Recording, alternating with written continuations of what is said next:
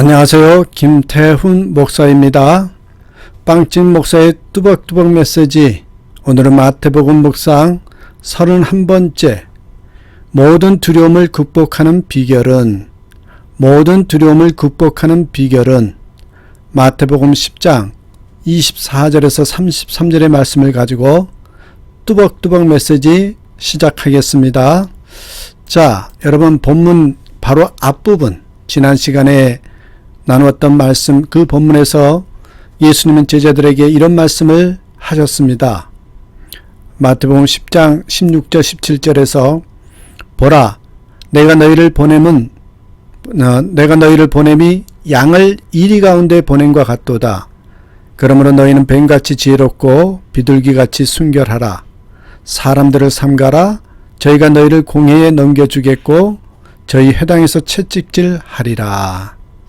여러분, 이는 제자들이 복음을 전파하는 과정에서 겪게 될 어려움을 내다보시고 하신 말씀이었습니다. 당시 복음을 전하는 일은 이렇게 제자들로서는 감당하기 어려운 일이었습니다. 그래서 본문에 보면 예수님은 세 번이나 반복해서 두려워하지 말라고 제자들에게 말씀하신 것입니다. 이와 함께 예수님은 제자들이 두려워하지 말아야 할 이유를 설명하셨습니다. 오늘은 본문을 중심으로 이 모든 두려움을 극복하고 하나님이 기뻐하시는 사명을 따라 사는 법에 대해서 한번 살펴보겠습니다. 우리에게 제시하는 모든 두려움을 극복하는 비결 세 가지가 나옵니다. 자, 그 첫 번째는요, 모든 두려움을 극복하는 비결 첫 번째는 진리의 말씀 안에 살라는 것입니다. 진리의 말씀 안에 살라. 여러분이라면 세상에서 가장 두려운 것이 무엇입니까? 세상에서 가장 두려운 것이 무엇입니까? 라고 질문을 했을 때 뭐라 답하시겠습니까? 한 여론조사 기관에서 이 질문에 대한 사람들의 대답을 분석했습니다. 그런데 결과가 예상 밖이었어요. 옆에 써놨죠. 5위, 죽음, 4위, 3위. 여러분, 근데 3위가요, 금전 문제였고, 또 위가 고소공포증이 차지한 것입니다. 놀랍게도 세상 사람들이 가장 두려워한 것은 무엇인지 아십니까? 그 1위가 사람들 앞에 서는 것, 그것으로 나타났습니다. 여러분, 이 점에서 전도한다라는 것은요, 누군가에게 세상에서 가장 두려운 일이 될 수 있다, 이 말씀을 전하고 싶은 겁니다. 잘하는 사람도 아니고 낯선 사람들에게 다가서서 말을 걸어야 하니까 죽을 맛이 될 수 있는 것이 전도입니다. 그러나 여러분, 본문 26절 한번 보시겠습니까? 26절에서 그런즉 저희를 두려워하지 말라. 감추인 것이 드러나지 않을 것이 없고 숨은 것이 알려지지 않을 것이 없느니라. 이 말씀은 이때까지 세상이 모르던 복음이 전도자를 통해 하나님의 정하신 뜻대로 밝히 알려지고 전파될 것이라는 의미입니다. 그러므로 복음에 참여한 자들은 복음을 대적하는 존재를 두려워하여 전도하는 일을 주저해서는 안 된다, 이 뜻이 되겠습니다.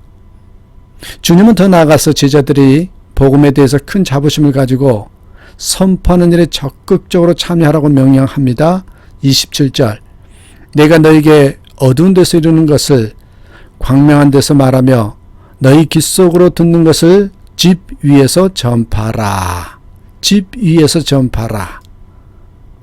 또한 여러분, 32절, 33절에 뭐라고 이야기합니까? 마태복음 10장 32절, 33절에 누구든지 사람 앞에서 나를 시인하면 나도 하늘에 계신 내 아버지 앞에서 저를 시인할 것이요.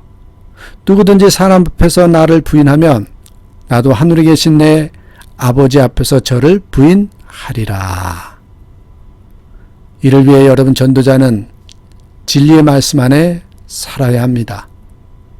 말씀 위에 확고하게 선 전도자는 사람을 두려워하거나 사람의 말에 쏠리지 않습니다. 그래서 하나님의 뜻을 준행할 수 있는 것입니다. 그렇습니다, 여러분. 이 점에서 우리는 다윗의 고백은 의미가 있습니다. 시편 18편 6절 7절의 말씀 보실까요? 여호와는 내 편이시라 내가 내게 두려움이 없나니 사람이 내게 어찌할꼬 여호와께서 내 편이 되사 나를 돕는 자 중에 계시니 그러므로 나를 미워하는 자에게 보응하시는 것을 내가 보리로다. 우리가 진리 편에 하나님 편에 서게 되면 진리 아닌 어떤 세력을 두려워할 필요가 없습니다. 하나님께서 우리를 죄악 가운데서 불러서 하나님의 자녀로 삼아주신 것은 두려운 마음을 이기고 평안한 마음으로 기쁘고 즐겁게 살기 위해서입니다. 그러므로 세상이 우리를 믿는 자들을 어떻게 대하든 두려움에 쌓여 사는 것은 하나님의 뜻이 아닙니다. 여러분 옆에 한번 써놓은 글을 한번 보실래요? 셰익스피어가 이야기했던 거예요. 겁쟁이는 죽기 전에 여러 번 죽는다. 그러나 용감한 사람은 한 번만 죽음을 맛본다. 사실 겁쟁이는 여러 번이 아니라 매일 죽는 것 같습니다. 밤낮 죽는다는 소리를 하니까 매일 죽게 되는 것입니다. 맨날 죽겠다 하잖아요. 여러분 이와 관련해서 인도의 시인인 타고르의 기도문을 한번 소개해 보고자 합니다. 제가 한번 그대로 읽어드립니다. 오 신이여 위험으로부터 벗어나게 하소서라고 기도하게 마옵시고 위험에 처해서도 겁을 내지 않게 하소서라고 기도하게 하소서. 근심스러운 공포 속에서 구원해달라고 기도하게 마옵시고 싸워서 이길 수 있는 자유와 용기를 달라고 기도하게 하옵소서. 내가 기쁠 때나 성공할 때에만 하나님께서 나를 도와주신다고 생각하지 마옵시고 매일매일 내가 슬프고 괴롭고 남이 나를 핍박하고 내가 배고픈 때에도 하나님께서 내 손목을 붙잡고 계시다는 것을 믿게 하옵소서. 참 기가 막힌 기도죠. 이 기도처럼 이 믿음을 소유하는 저와 여러분 되시길 바랍니다. 둘째입니다, 여러분. 모든 두려움을 극복하는 비결은 하나님을 경외하라는 것입니다. 하나님을 경외하라. 영적으로 훈련이 되지 못한 사람들은 난제에 부딪히면 무조건 피하려고 합니다. 그들은 문제 해결에 뒤따르는 고통을 두려워한 나머지 문제 자체를 아예 외면해 버리는 것입니다. 그런데 그런 삶의 태도가 극단적으로 가면 신경질환을 유발한다고 합니다. 칼 융이라는 분이 말을 하기를 옆에 써놨어요. 신경질환은 그것이 정신분열이든 정신쇠약이든 어떤 것이든지 정당한 고통을 회피한 대가이다. 정당한 고통을 회피한 대가이다. 우리 인생길은 넓고 고든 길만 있지 않습니다. 좁고 협착한 길도 있습니다. 성경에서 우리에게 교훈하시는 중요한 진리 중 하나는 하나님은 당신이 사용하신 종들에게 협착한 길을 걷게 하심으로 좁은 길을 걷게 하심으로 고통을 경험케 하시고 그때 하나님을 경외하고 의지하게 함으로 문제를 해결하는 능력을 키워주신다는 것입니다. 좁은 길을 통해서 하나님을 경외하고 의지하게 함으로써 문제 해결의 능력을 키워주신다. 여러분 이게 중요한 메시지입니다. 28절의 말씀 보십시오. 몸을 죽여도 영혼을 능히 죽이지 못하는 자를 두려워하지 말고 오직 몸과 영혼을 능히 지옥에 멸하시는 자를 두려워하라. 그분이 누구이겠습니까? 사람의 육체는 죽일 수 있습니다. 그러나 그 영혼에는 손을 댈 수가 없습니다. 사람이 사람의 몸을 옥에 가둘 수는 있습니다. 그러나 그 영혼을 구속할 수는 없습니다. 왜 그렇습니까? 영혼은 하나님께 속한 것이기 때문입니다.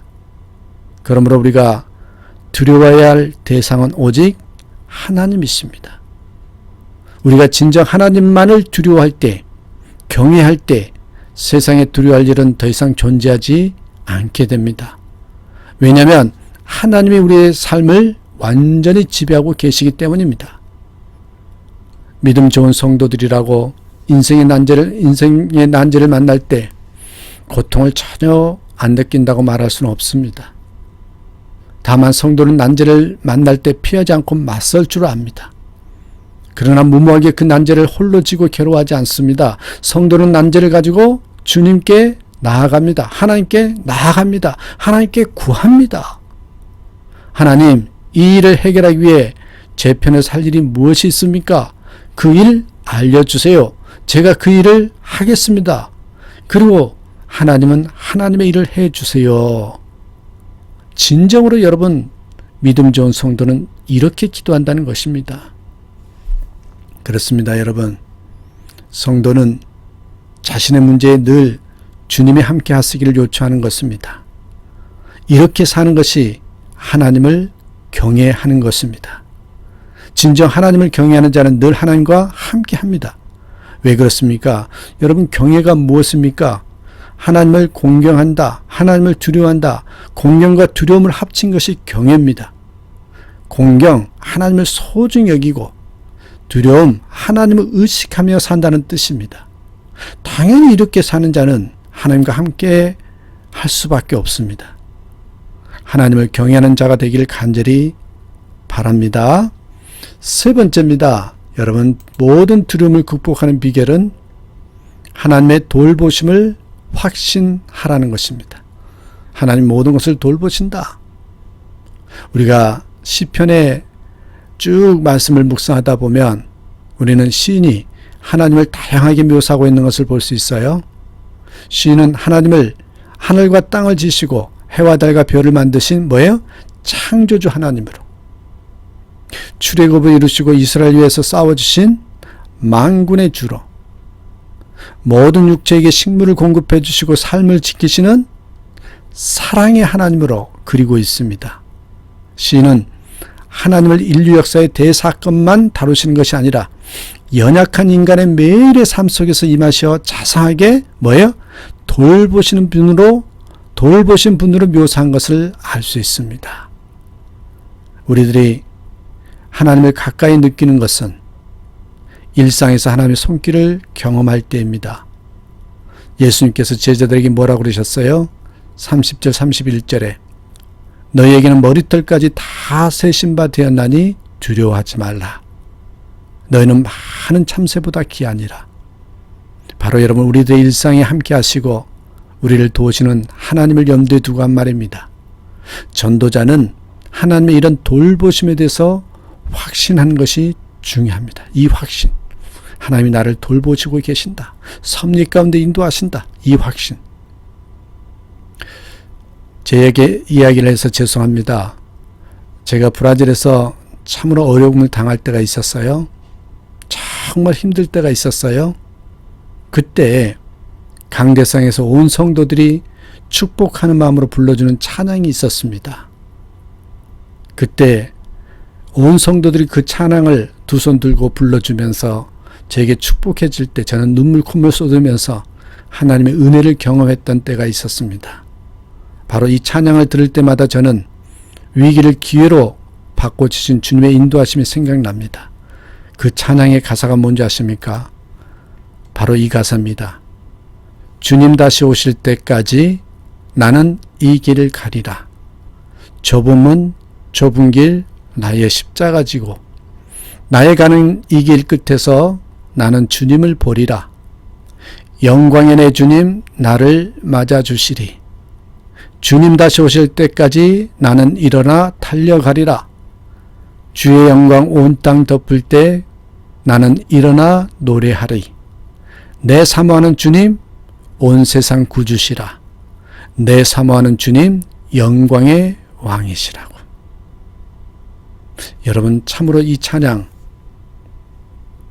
들을 때마다 저에게 맞아, 나에게도 그런 때가 있었는데, 그런데 주님께서 나를 돌보시고 나를 이끄시고 다시금 세워주셨다고, 그렇게 고백이 되는 찬양입니다. 여러분, 코이라는 비단 잉어에 대해서 들어보셨습니까? 이 잉어는 사는 공간에 따라 크기가 달라진다고 합니다. 사는 공간에 따라 크기가 달라진다. 작은 어항에 넣어두면 5 내지 8cm 밖에 자라지 않지만 큰 수족관이나 연못에 기르면 15 내지 25cm까지 자라고 강에다가 방류하면 1m까지 자라는 그런 고기랍니다. 물고기랍니다. 저는 이 이야기를 읽을 때 든 생각이 있습니다. 우리가 신앙생활을 교회 안에서 예배하는 것만으로 여긴다면 우리의 신앙은 작은 어항에서 자란 코이처럼 어항 크기 이상 자랄 수 없겠지만 우리가 복음을 두고 세상으로 나가서 전도자가 될 때, 선교사가 될 때 우리의 신앙은 강에 방류된 코이처럼 크게 자랄 수 있겠구나라는 생각입니다. 그렇습니다, 여러분. 그래서 저는 여러분께 이렇게 권면하고 싶습니다. 미국 자동차 사업을 크게 발전시킨 찰스 카터링의 말을 한번 인용해 봅니다. 80이 넘어서도 새로운 기계를 발명했다고 합니다. 그의 건강을 걱정한 그의 아들이 그의 83세 이 생일 때 아버지 이제 연구를 중단하고 좀 쉬시지요 라고 요청을 했답니다. 그때 그가 하는 말이 이런 말이었습니다. 옆에 써놨습니다. 참으로 저에게 도전을 주는 말씀이기에 제가 옆에 썼는데요. 오늘만 생각하는 사람은 흉하게 늙는다. 그래서 나는 항상 미래를 바라며 일하는 것이다. 여러분 요한복음 5장 17절에서 예수님께서 그들에게 이르시되 내 아버지께서 이제까지 일하시니 나도 일한다. 하나님 아버지께서 하신 일은 무엇이었을까요? 다른 게 아닙니다. 죄인을 회개시켜 하나님의 백성이 되게 하는 일이었습니다. 예수님은 하나님 아버지께서 지금도 그 일을 하시기에 당신도 그 일을 한다고 했습니다. 그러므로 우리들이 그 일을 하는 것은 예수님을 따르는 자로서 제자로서 그 일을 하는 것은 정해진 이치입니다. 당연히 우리도 해야 하는 일이겠지요. 이 일에는 정년이 없습니다. 나이가 들었다고 일을 놓으면 찰스 키터링의 말대로 흉하게 늙게 될 것입니다. 그러므로 우리 주님 다시 오실 때까지 이 일을 이루기 위해서 일어나 빛을 발하는 저와 여러분이 되시기를 간절히 축복합니다. 오늘도 주 안에서 기뻐하고 주 안에서 행복합니다 고백하며 하루를 시작하고 하루를 마무리하는 저와 여러분 되시기를 주님의 이름으로 축복합니다. 감사합니다.